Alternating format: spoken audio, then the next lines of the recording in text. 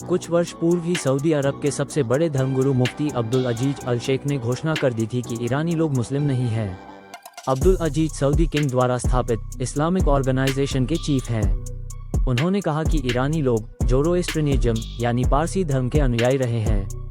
उन्होंने कहा था, हम लोगों को समझना चाहिए कि ईरानी लोग मुस्लिम नहीं हैं क्योंकि वे मेजाए पारसी के बच्चे हैं। इनकी मुस्लिमों और खासकर सुन्नियों से पुरानी दुश्मनी रही है। अरब के लोग अन्य मुल्कों के मुसलमानों को मुसलमान नहीं मानते हैं। के अयातुल्ला खुमैनी के नेतृत्व में 1979 की ईरानी क्रांति के बाद से ये देश एक कट्टर मुस्लिम देश बनकर इस्लामिक कानून अनुसार लोगों को जीवन जीने पर बाध्य करने लगा। इसी के साथ ही अरब दुनिया का ईरान के साथ रिश्ता खराब होने लगा।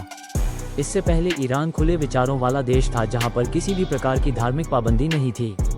पश्चिम और अमेरिका से उसके गहरे संबंध थे, लेकिन इस्लामिक क्रांति के बाद सब पलट। DW की एक सर्वे रिपोर्ट के अनुसार उन्होंने 40,000 लोगों का इंटरव्यू लिया गया, जिसके आधार पर यह अनुमान लगाया गया कि ईरान में काफी संख्या में लोग इस्लाम छोड़ रहे। इसकी संख्या करीब 47% से कम नहीं माना जा रही है।